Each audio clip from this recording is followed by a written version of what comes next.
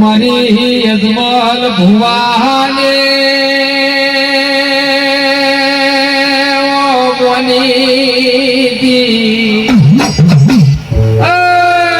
મારી કળા કોળાની કોશિશ આવતો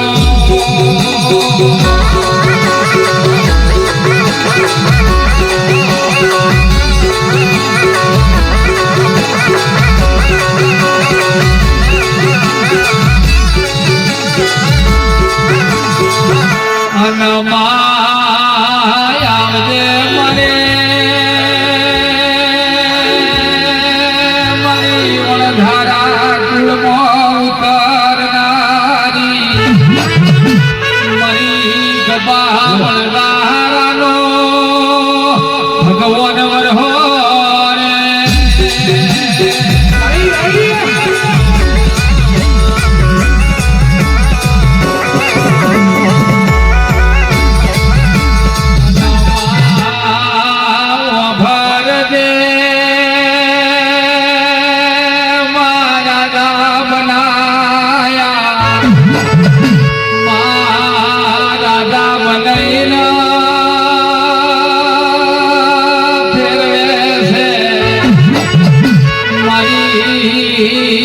ચંદના વાગોને ઓ સખી આવતો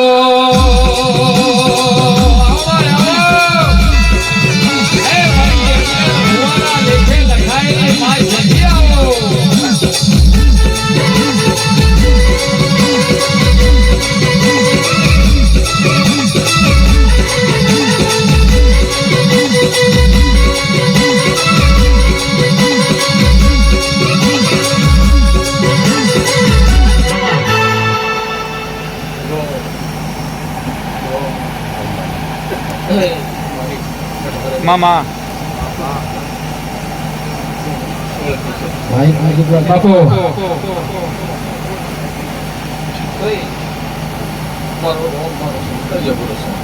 મામા બાપુ બરાબર ઘડી બે ઘડી કદાચ મારા ભગવાનની રજા આવી હશે બરાબર એવી ખૂબ મજા કીધે મજા નથી હે મજા કરવા માટે મહેનત કરવી પડે હે મજા બોલીને જો એના કોઈ લેવા દેવા ના હોય બરાબર હા હવે વિકાભાઈ મામા બરાબર બાપુ મારો રોમ એવું કહે છે મામા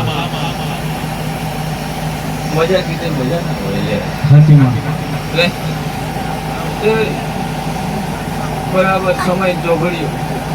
બોલતા તો મને મામા હાથી બરાબર હાથીમાં એ ભાઈ મામા વસ્તુ બરાબર આ પટેલને ગયા પહેલી વાર માંડવો હું બતાવું કહું છું હાથી મળે બરાબર પહેલી વાર માંડવો છે હવે માંડવો એનું મિનિંગ જ ખબર નથી એને મામા હે રોજ એને શું કરવાનું છે કઈ રીતે કરવાનું છે એ જ ખબર નથી મેનેજમેન્ટ પાછું કરે છે વિકાભાઈ હાથીમાં હે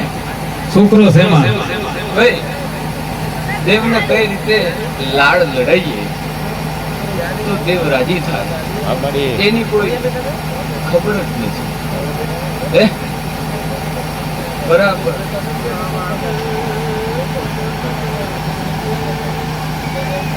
ભાઈ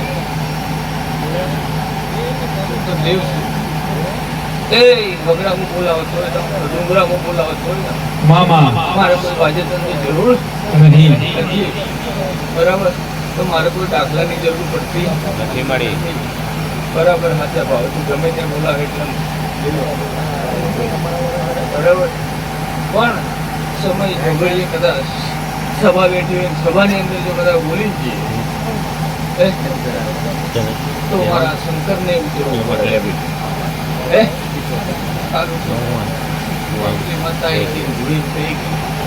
પેલી માતા આવી ભૂલી થઈ ગઈ એ બધું નકામું પડે લે ભાઈ હે બોલીએ કદાચ આ તો કાલ સવારે અત્યારે તો ઉનાળો છે એ 12 ના વાગ્યાનું સુકાઈ જાય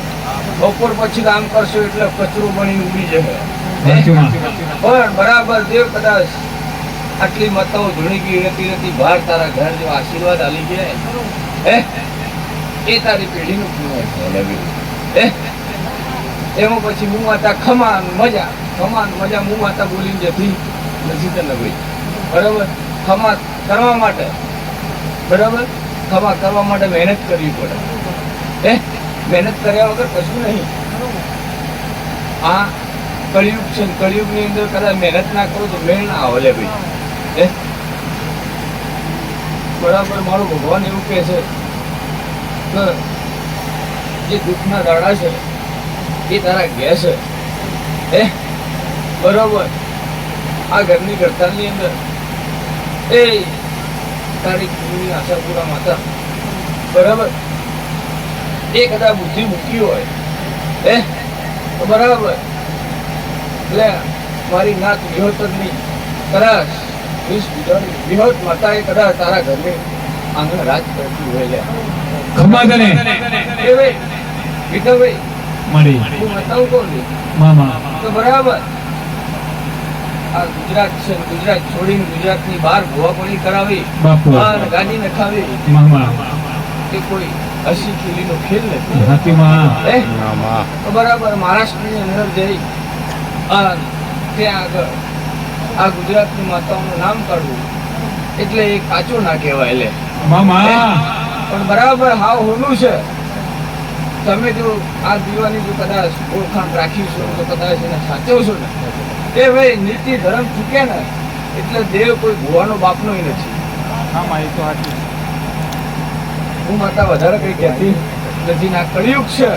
કળિયુગની અંદર નીતિ ધર્મ છોડશો એટલે દેવ ઓટોમેટિક દે કઈ મારું ભગવાન એવું કહે છે કે પછી એ ભાઈ હું કઈ માતા જોડું છું એનાથી કોઈ મતલબ નથી પણ કોકનો ઊંચી થઈ જઈને બોલું તો કોક માથામાં જ મળી આવે એ હું પછી જલે